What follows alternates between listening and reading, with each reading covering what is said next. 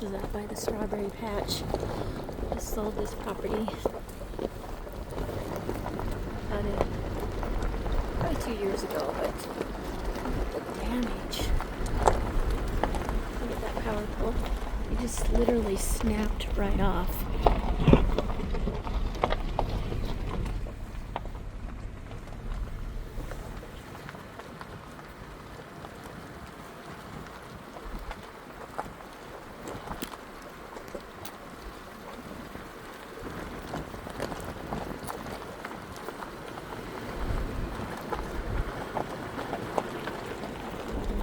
Shed. Got a big shop over there. Trees on it. Parts of the roofs.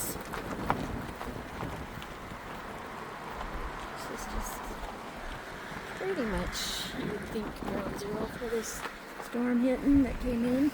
The other side of the road is really bad too. Apple orchards here.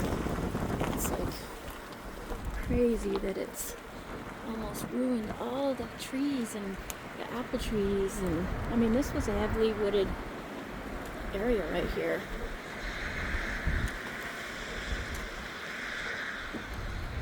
There's trees everywhere.